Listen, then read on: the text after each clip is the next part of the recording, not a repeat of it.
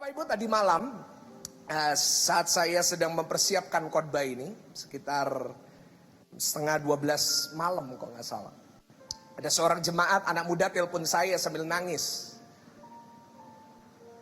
Dia nangis dan saya kaget karena anak ini biasanya itu orangnya semangat ya, biasanya orangnya ceria.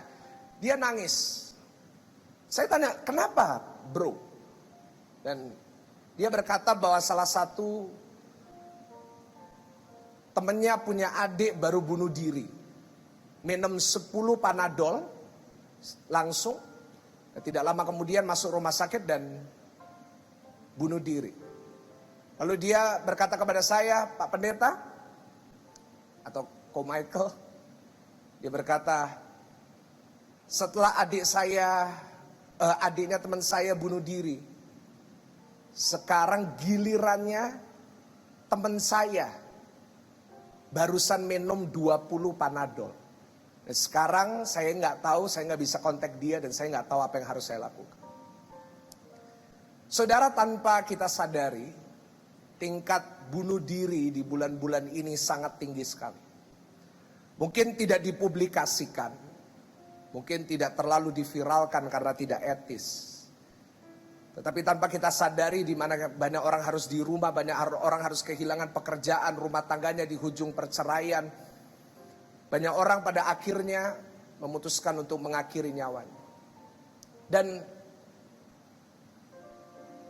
alasan dari bunuh diri seringkali karena dia stres, karena dia merasa gak ada yang peduli sama dia, karena gelisah, karena takut gak bisa tidur, karena depresi. Dan dengan tidak hadirnya gereja di masa-masa seperti ini, dengan tidak hadirnya lokasi fisik di saat-saat seperti ini, itu sungguh membuat jemaat yang benar-benar memerlukan, mereka kehilangan arah. Dan saya selalu ingatkan kepada pelayan-pelayan Tuhan, saya selalu ingatkan kepada teman-teman yang bisa hadir di gereja, bisa ikut ibadah. Saya selalu ingatkan, jangan sampai you sia-siain itu.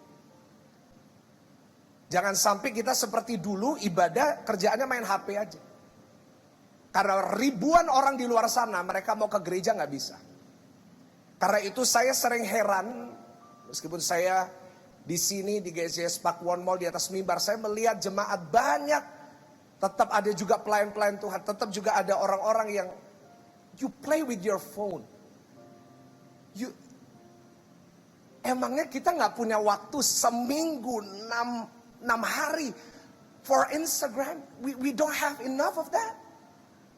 Kita nggak cukup ngecek like kita selama 6 hari berturut-turut. Kita nggak cukup 6 hari ngecek Facebook kita. Sedangkan ribuan orang di luar sana, mereka semuanya haus firman tapi nggak bisa datang. Sungguh-sungguh sangat menyedihkan buat saya.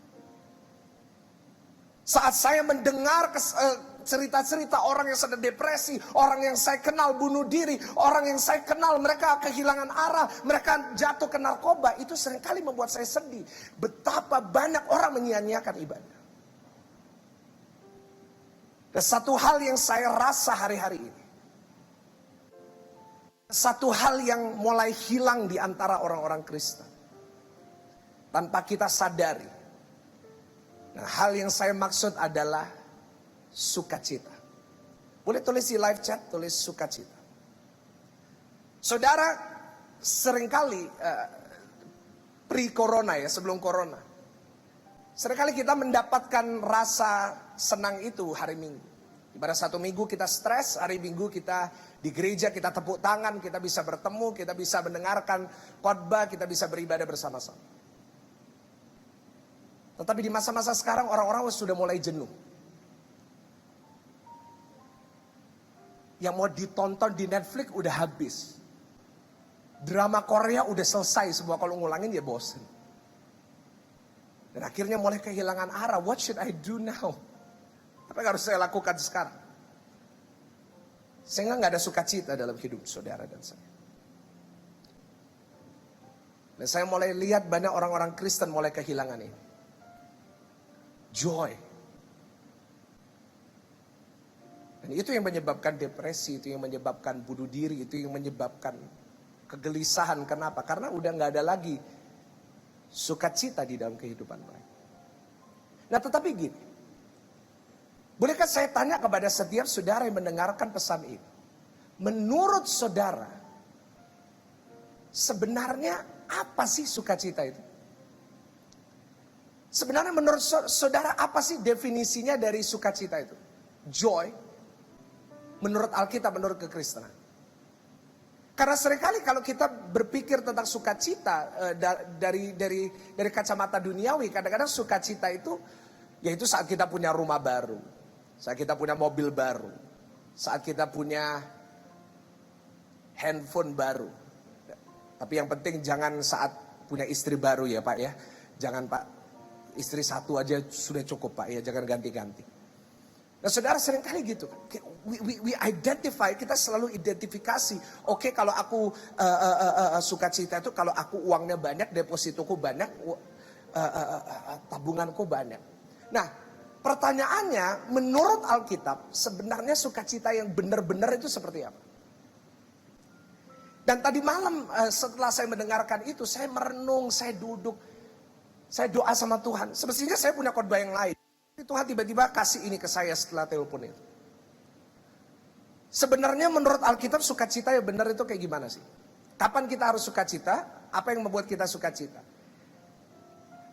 Dan and to my surprise, yang membuat saya shock adalah satu ayat. Coba buka Alkitab sama-sama. Dalam Yakobus pasalnya yang pertama. Yakobus pasalnya yang pertama. Ayatnya yang kedua. Yakobus 1 ayatnya kedua. Saudara bisa baca bersama-sama dengan saya di rumah. 1, 2, 3. Saudara-saudaraku, anggaplah sebagai suatu kebahagiaan apabila kamu jatuh dalam terjemahan aslinya, anggaplah sebagai sebuah sukacita. Joy. Apabila kamu jatuh dalam apa? Kontradiksi banget kan? Paradoks banget kan? Anggaplah sebuah sukacita kalau kamu jatuh dalam pencobaan. Saya tunjukkan di slide ada salah satu terjemahan yang saya suka, New Living Translation. Saudara yang mau baca Alkitab bahasa Inggris, saudara bingung mau terjemahan apa yang gampang, yang enak, saudara bisa lihat, saya tulis di slide. Menurut New Living Translation ditranslate kayak gini. Consider it an opportunity for great joy. King James Version, kalau saudara berkata, Pak Pendeta, New Living Translation itu tidak terlalu akurat. Kalau mau akurat itu King James. King James. Count it, ini lebih gila. Count it all joy. Sepenuhnya sukacita. Dan dalam bahasa Inggris dilanjutkan dengan when troubles come your way. Woo! Keren banget Alkitab. Anggaplah sebagai sukacita, anggaplah sebagai kebahagiaan. Count it all joy when you are facing troubles. Anggaplah sebagai sukacita yang besar saat ngadepin masalah. Berarti di masa-masa seperti ini, seharusnya orang Kristen yang mengerti firman Tuhan, seharusnya tidak depresi, seharusnya tidak takut, seharusnya tidak gelisah, seharusnya tidak bisa tidur, tetapi seharusnya sukacita. Boleh saudara yang di rumah kasih tahu kanan kiri saudara, saudara yang di sini kasih tahu kanan kiri saudara, katakan ayo sukacita. Amin saudara. Dan yang membuat saya shock adalah ayat berikutnya. Coba buka Ibrani 12 ayat yang kedua. Coba. Ibrani 12 ayat yang kedua. Ini ayat yang blew my mind. Marilah kita melakukannya dengan mata yang tertuju kepada Yesus yang memimpin kita dalam iman dan yang membawa iman kita itu kepada kesempurnaan, ya telah dengan mengabaikan kehinaan tekun memikul salib ganti. Gak salah baca ya? Ganti apa? Sukacita yang disediakan bagi dia yang sekarang duduk di sebelah kanan tata Allah. Kita mengajarkan sukacita itu siapa yang sukacita? Yesus. Saat ngapain? Disalib. Saat Tuhan tunjukin ini sama saya, ini merupakan sesuatu yang baru yang saya gak sabar mau share ke saudara. Karena ini adalah sebuah paradoks yang bertentangan dengan pengertian kita tentang sukacita. Banyak dari kita berpikir bahwa sukacita itu kekayaan, sukacita itu rumah mewah, sukacita itu liburan ke seluruh dunia. Tetapi sebenarnya kekristenan mengajarkan sukacita itu jauh lebih dalam, jauh lebih luar biasa daripada sekedar hal-hal dunia, lebih dari sekedar uang. Saudara, sebenarnya kalau kita mengejar sukacita yang superficial itu, saya sebut superficial, yang hanya dasar, yang hanya surface itu, sebenarnya itu adalah sebuah perasaan yang sementara. Bapak Ibu, kalau sukacita diukur dengan kaya, terkenal, punya uang banyak, punya pekerjaan yang terbaik, seorang chef namanya Anthony Bourdain tidak akan bunuh diri. Saudara tahu pekerjaannya chef Anthony? Kerjaannya ngapain? Kerjaannya itu disuruh naik pesawat pribadi ke luar negeri di hotel bintang 5. Kerjaannya ngapain? Bukan mekol apapun. Disuruh makan. Dan kalau gak suka disuruh marah. Kalau suka dikasih duit. Ayo coba, pekerjaan apa yang lebih enak dari itu? Uangnya banyak. Terkenal. Tapi dia gak punya sukacita. Kalau sukacita diukur dengan uang, maka para selebriti seharusnya tidak bunuh diri. Para selebriti tidak perlu do drugs.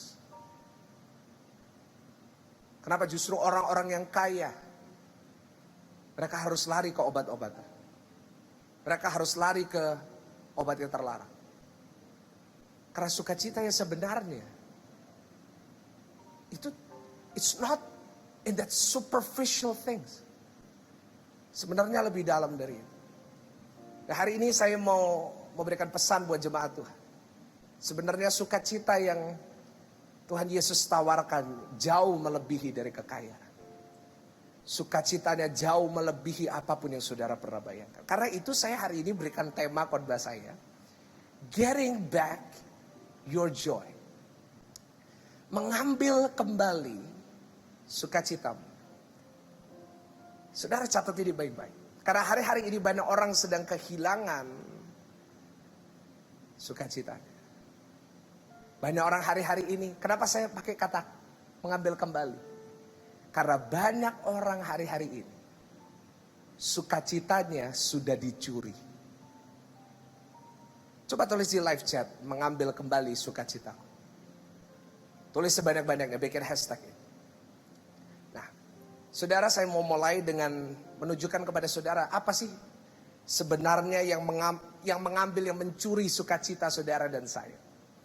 Ada 3 hal yang mencuri sukacita kita. Yang pertama, tujukan yang pertama dulu aja. Yaitu melihat sekitar. Tulis di live chat, melihat sekitar. Poin 1 dulu, poin 1. Sudah berkata Pak Pendeta, maksudnya melihat sekitar, maksudnya apa? Saya ingin katakan kepada saudara, saya nggak tulis di slide ini. Tapi ini poin yang penting untuk saudara catat. Tidak ada hal yang lebih hebat dalam mencuri sukacita kita daripada perbandingan. Sekali lagi saya mau ulangi buat saudara. Tidak ada hal yang lebih hebat dalam mencuri sukacita kita dari yang namanya apa saudara? Perbandingan. Bulan Januari saya pernah tanya kepada jemaat di GCS Pakuwon Mall. Gak kerasa ya, ini udah September. Mohon maaf, khotbah saya Februari. Kita buka di sini Februari.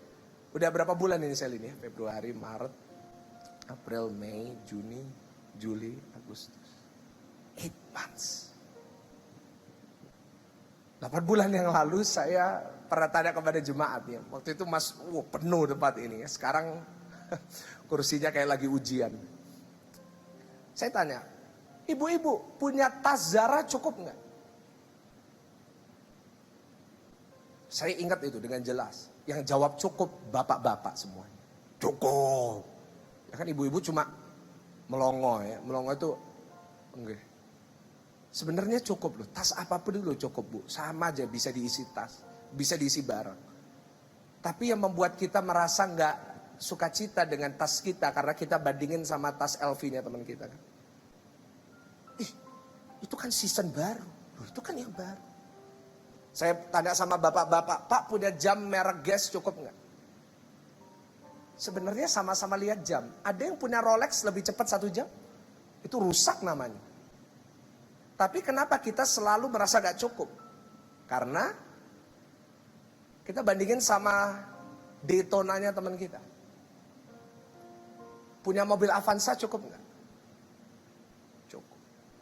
Tapi kenapa kita nggak pernah puas? Karena teman kita ada yang naik Lamborghini, ada yang naik Porsche, ada yang naik BMW. Sedangkan kita naik BMX, maksudnya sepeda. Tapi sekarang orang punya sepeda itu kadang-kadang itu orang-orang kaya saudara ya. Karena sepeda ada yang kadang-kadang lebih mahal daripada mobil. Saudara, orang yang hidupnya selalu membandingkan dirinya dengan orang lain, itu merupakan sebuah kecanduan. Dan yang buat itu ya ini. Apalagi di musim corona, nggak ada kerjaan lain di rumah, Kita lihat teman-teman kita hidup begitu enak. Kita lihat teman-teman kita setiap hari pesan makanan. Kita setiap hari Indomie. Kadang-kadang cuma variasinya hari ini goreng, besoknya soto. It's like perbandingannya terlalu jauh dan seringkali it makes us feel bad. Pernah nggak saudara merasa lebih buruk setelah buka Instagram? Pernah saudara merasa gitu? Sebelumnya nggak apa-apa, sebelumnya nggak masalah. Terus tiba-tiba buka story, lalu setelah itu saudara merasa kayak ada yang kurang, kayak rasanya ada yang lebih buruk. Nah itulah. Apa yang mencuri sukacita saudara dan saya saat kita melihat sekitar kita? Saya ingin katakan the culture of comparison.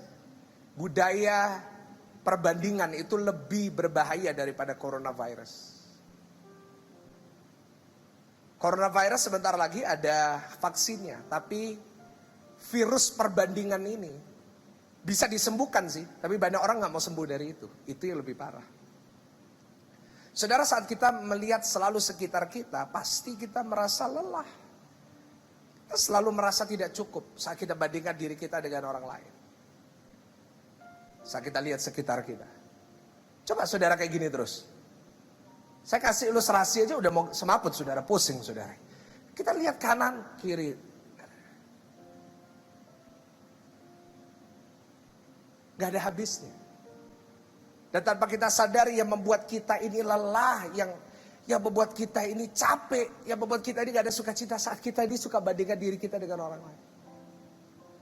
Saat saudara seorang bisnismen, saudara punya restoran, bandingkan restoran saudara dengan restoran orang lain. Loh dia kok rame ya, saya kok sepi. Saat saudara bandingkan gereja saudara dengan gereja lain. Saat saudara membandingkan follower saudara dengan follower orang lain. Saat hamba-hamba Tuhan, pendeta-pendeta yang lagi mengikuti ibadah ini. Saat saudara bandingkan diri saudara dengan orang lain. Dengan pendeta itu. Dia kok bisa lebih ini ya, bisa. Maka sukacita itu gak akan pernah ada dalam hidup kita. Yang kedua, apa yang mencuri sukacita kita?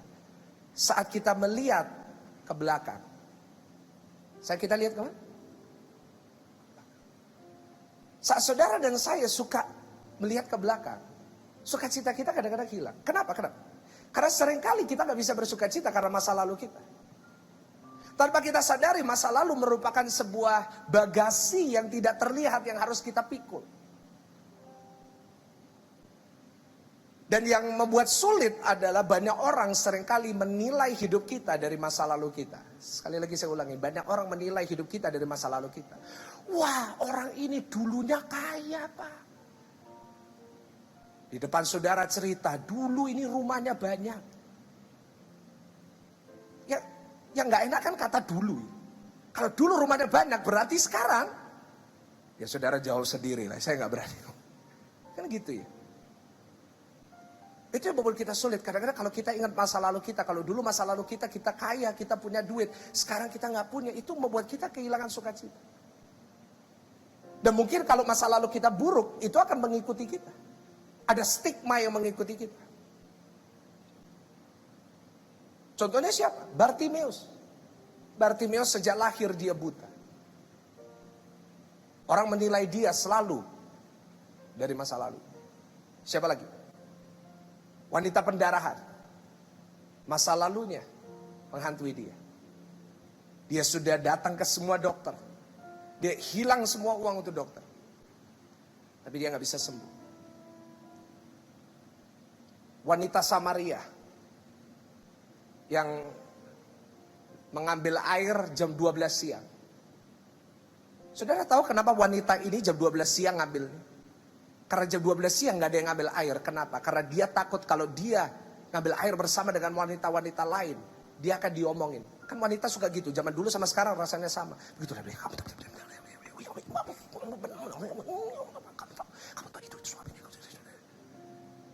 kenapa jam 12 siang? Karena gak ada orang. Kenapa saya tahu gak ada orang? Karena saya pernah coba sepedaan jam 12 siang. Dan itu merupakan penderitaan yang terbesar dalam hidup saya. Karena itu panas. Itu di Indonesia, ini Samaria. Itu di padang gurun, jam 12 siang itu terik. 45 degrees. Oh mungkin belum ada global warming. Mungkin 35 degrees. Mungkin waktu itu panas banget. Kenapa dia ngambil sendiri? Kenapa dia nggak punya teman? Kenapa dia nggak ada sukacita? Kenapa dia nggak pernah menemukan kepuasan? Kenapa dia harus sampai ganti suami 6 kali? Karena sukacitanya dicuri sama masa lalu. Saya tulis ya. Saya nggak tahu kenapa saya nggak tulis di slide. Tapi ini mungkin cara Tuhan supaya membuat saudara mencatat. Kita tidak pernah bisa merubah masa lalu. Tapi masa lalu bisa merubah kita. Saya ulangi sekali lagi. Ini nggak perlu saya tulis di slide ya. Satu hari nanti nggak usah slide supaya saudara catat. Kita tidak pernah bisa merubah masa lalu, tapi masa lalu bisa merubah kita. We cannot go back to the past, but the past can change us. Ada orang bisa depresi, kenapa? Masa lalunya. Ada orang bisa kehilangan sukacita, merubah dirinya, kenapa? Karena masa lalu. Saya berharap masa lalu saudara tidak mencuri sukacita saudara. Dan yang ketiga, apa yang mencuri sukacita kita? Yaitu melihat jauh ke depan. Ini 3 hal yang seringkali mencuri sukacita kita. Melihat apa saudara? Pak, bukannya Pak sebagai orang Kristen kita harus menatapkan mata kita ke masa depan yang penuh harapan. Ya, tetapi perhatikan di ayat ini. Saya kasih tulisan apa? Jauh ke depan. Banyak orang berkata jangan lihat masa lalu, fokus ke masa depan. Itu benar. Tetapi yang saya maksud, yang mencuri sukacita kita adalah melihat, memikirkan, mengkhawatirkan yang jauh di depan. Kenapa sukacita hilang saat kita melihat jauh ke depan? Karena kita mulai khawatir tentang hal-hal yang sebenarnya kita nggak perlu khawatirkan. Ada orang yang anaknya masih SD udah mikirin gimana kuliahnya anaknya. Stres, waduh sekarang uang sekolah tambah mahal, nanti anakku waduh nanti masuk SMA, nanti masuk kuliah. Anakmu masih SD kelas 1.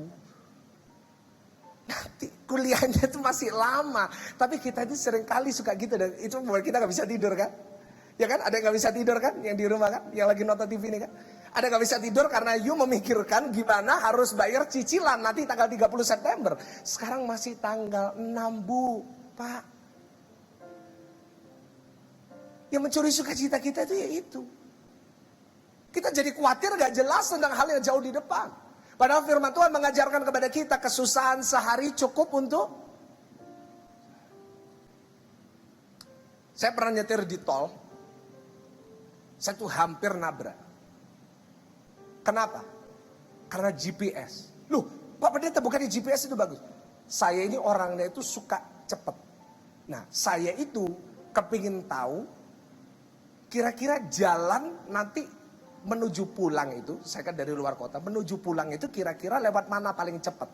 Nah sambil nyetir, saya buka GPS, saya zoom out, saya mau lihat jalannya yang semestinya masih 30 menit lagi, padahal saya ini mestinya lurus. Saya lihat jauh dan akhirnya hampir nobrok. Untung di bel. Kadang-kadang orang gitu. Lihat di jalannya ini bisa dijalani. Tapi terlalu memikirkan yang jauh di depan, 3 steps ahead, 30 minutes ahead. Sampai akhirnya dia hancur di tengah jalan.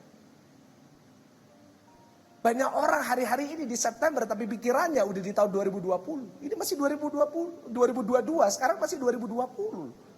Kita udah mikirin 2022, kita udah mikirin 2030.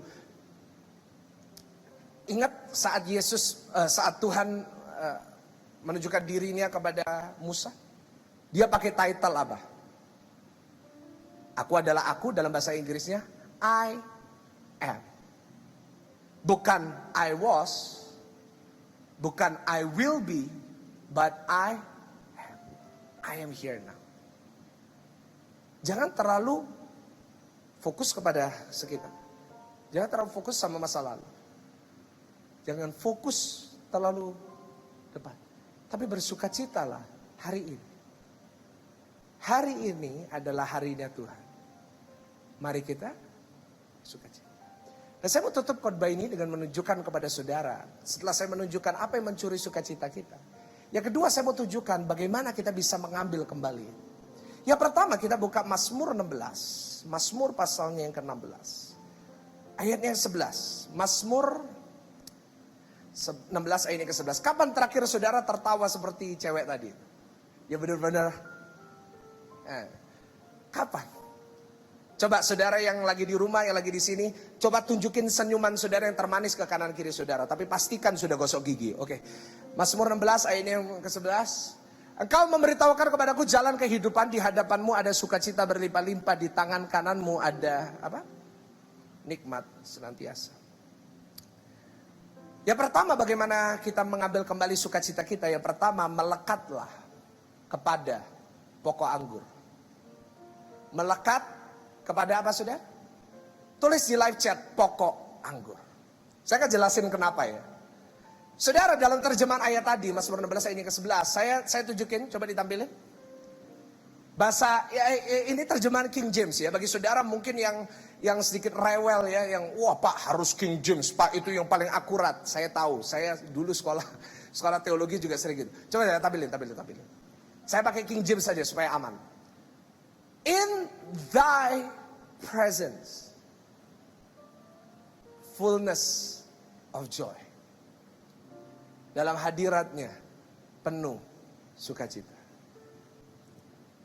Kalau nggak salah ini salah satu lagu bahasa Inggris yang sering dinyanyikan Benny Hinn kalau nggak salah.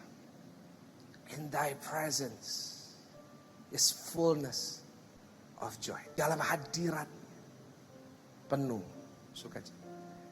Saya mau tanya ya, buat saudara semua yang mengikuti ibadah. Hadirat Tuhan itu di mana sih? Coba renung. Di mana hadirat? Ada bilang, Pak, hadirat Tuhan di gereja. Saya sebagai pendeta, sebagai gembala yang punya gereja, saya ingin katakan hadirat Tuhan itu bukan hanya di gereja. Kenapa saya bilang gitu? Karena Tuhan itu hadir di mana-mana.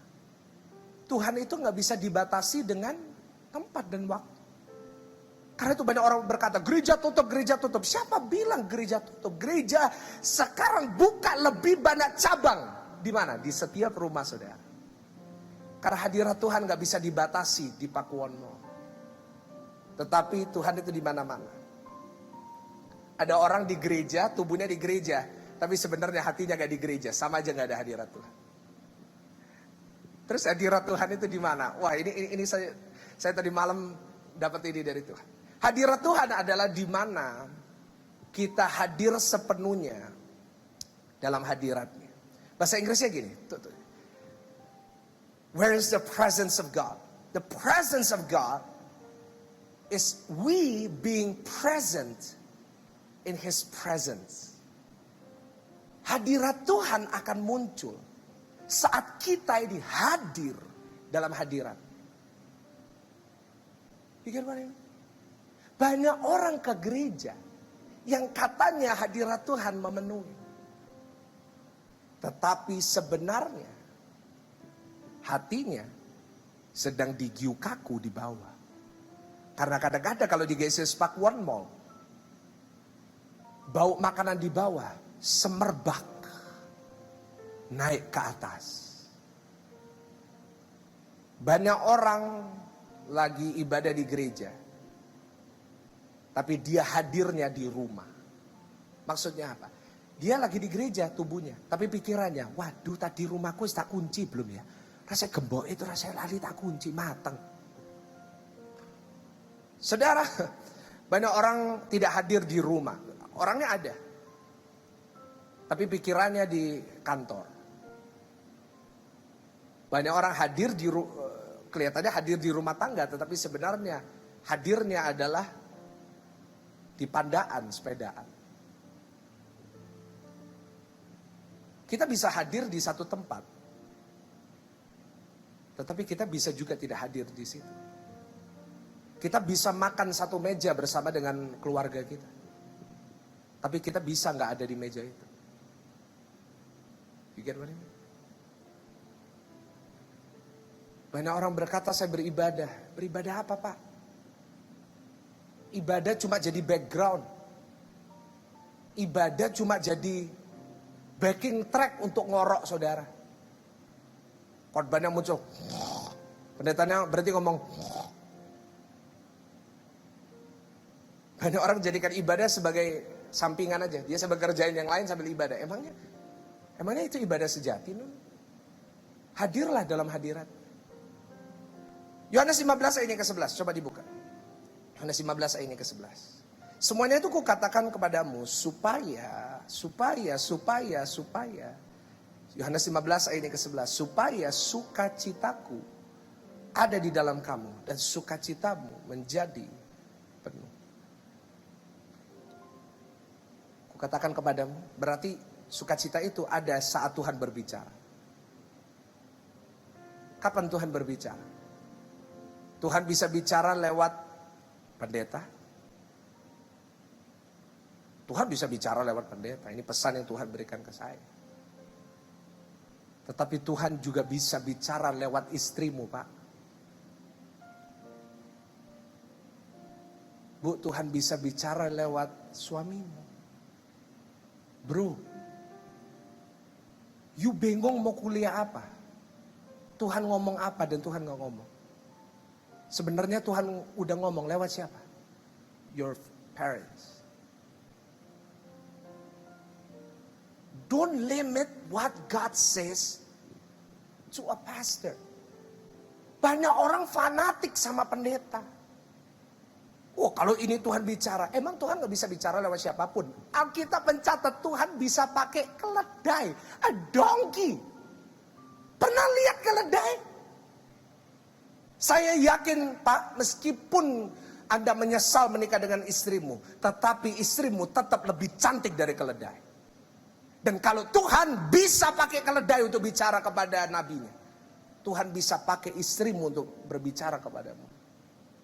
Jangan berkata, kamu ini gak tahu apa-apa, kamu anak baru lahir kemarin, padahal dia lebih tua dari saudara, Pak.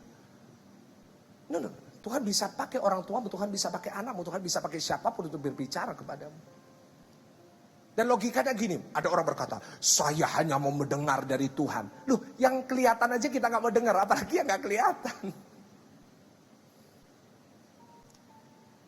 Semuanya itu kukatakan kepadamu, supaya sukacitaku ada di dalam kamu dan sukacitamu menjadi penuh. Yesus mengajarkan ini setelah dia ngatain apa? Setelah dia ngajar tentang apa? Yohanes 15 ayat ke-4, tolong ditampilin. Yohanes 15 ayat ke-4. Tadi Yohanes 15 ayat ke-11 kan? Dia berkata, semua ini kukatakan kepadamu supaya kamu tinggal di dalam aku dan sukacitamu menjadi penuh.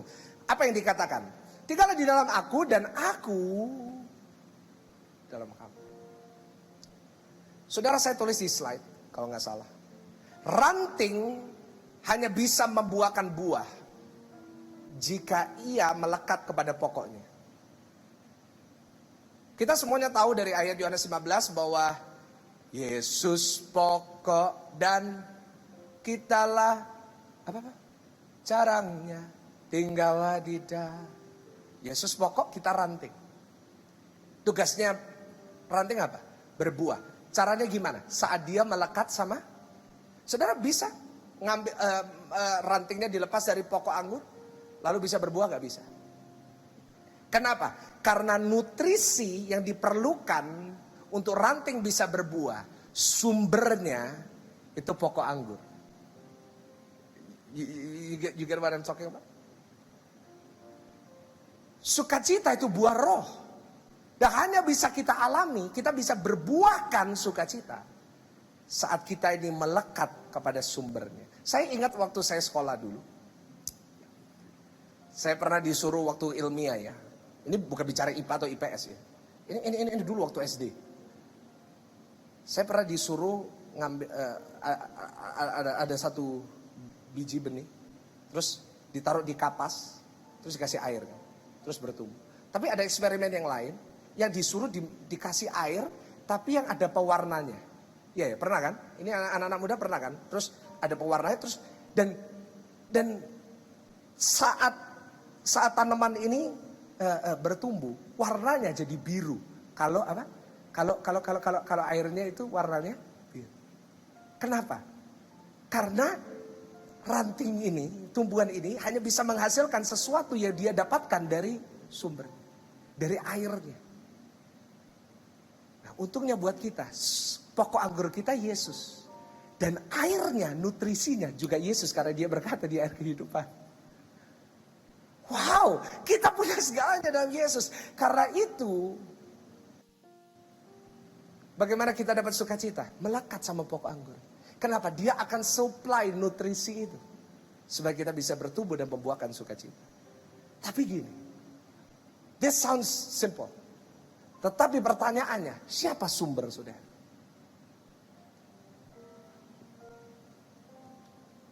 Saudara, seringkali sumber sukacita kita bukan di pokok anggur. Tetapi seringkali sumber sukacita kita itu perasaan kita. Financial situation kita. Saldo kita di rekening. Kedudukan kita, situasi kita. Karena itu gak heran ya. Kenapa banyak orang kehilangan sukacita saat perasaannya disakiti. Hatiku tersakiti. Kenapa sukacita ini? Karena sumber sukacitanya perasaan.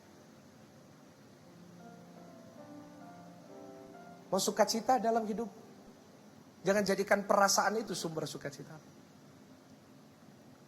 Katakan kepada perasaanmu, katakan kepada uangmu, katakan kepada rekeningmu, katakan kepada kedudukanmu. You are not my source, kamu bukan sumberku. You are not my joy, kamu bukan sukacita. Pastikan bahwa Yesus adalah sumber sukacita. Pastikan bahwa keselamatan yang kita miliki dalam Kristus adalah sumbernya. Karena saya ingin tulis, saya mungkin rasanya saya tulis di slide. Dari mana sesuatu mengalir, itu menentukan kapan sesuatu berhenti. Kalau sumbernya berhenti ngalir, alirannya akan berhenti. Kalau sumber saudara hilang, alirannya berhenti. Kalau sumber sukacita saudara adalah uang, saat uang ini berhenti, tidak ada sukacita yang lagi mengalir. Kenapa kita bisa sukacita? Karena sumber sukacita kita adalah di dalam keselamatan yang hanya bisa diberikan oleh Tuhan Yesus. Boleh kita kasih tepuk tangan yang paling meriah, tepuk tangan yang paling dahsyat. Di rumah, kasih emoji tepuk tangan yang paling luar biasa. Dan yang kedua yang terakhir, coba buka Yakobus 1 ayat yang kedua. Yang terakhir ini, Yakobus 1 ayat yang kedua.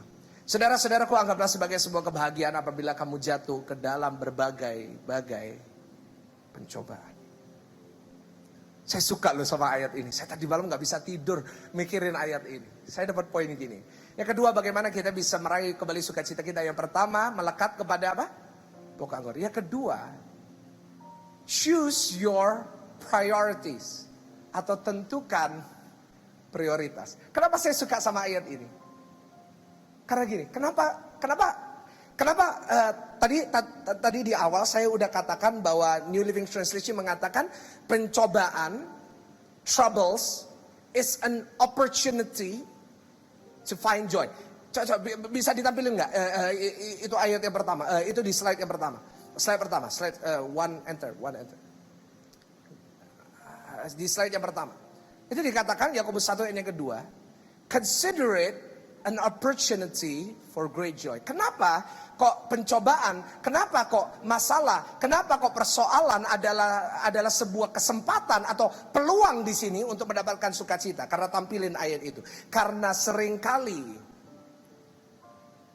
yang namanya pencobaan akan kembali mengatur prioritas kita. Saya ulangi sekali, tetap di sini supaya bisa difoto, supaya bisa di screenshot, supaya bisa dicatat. Kenapa pencobaan itu adalah kesempatan untuk sukacita? Karena seringkali pencobaan itu, karena masalah itu, karena persoalan itu, karena PHK itu, karena masalah rumah tangga itu mengatur kembali prioritas kita. Banyak pendeta, banyak pendeta mengajarkan gini, termasuk saya.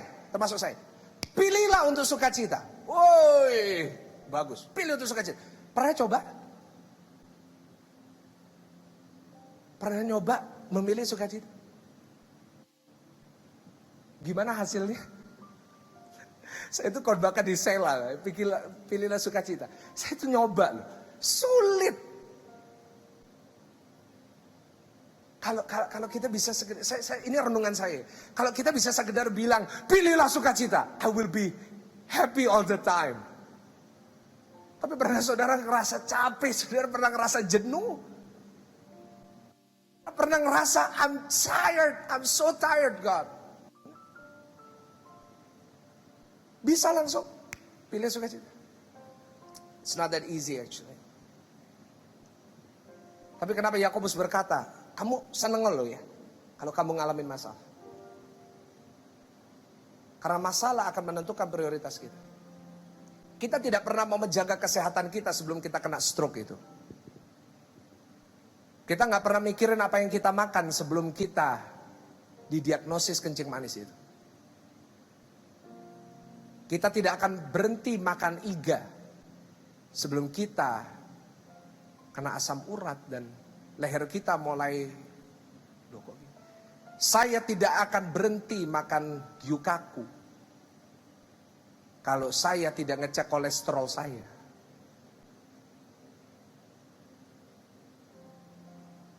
Orang tidak akan belajar untuk hidup cukup kalau dia tidak kena PHK.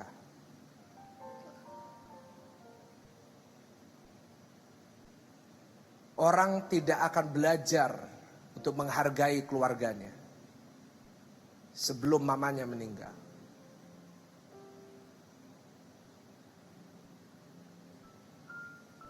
Pertanyaan saya kepada saudara pemain musik, silakan naik. WL silakan naik. Apa prioritasmu? Kalau prioritas saudara adalah apa yang orang lain katakan, saat orang lain mulai katakannya jelek tentang kamu, tentang kita kehilangan sukacita. Kita nggak bisa milih sukacita. Yang bisa kita pilih prioritasnya. Kalau prioritas kita rumah mewah, kalau kita punya kita sukacita, kalau kita nggak punya kita nggak sukacita. Kalau prioritas kita adalah uang, kalau punya uang sukacita, kalau nggak punya uang nggak sukacita.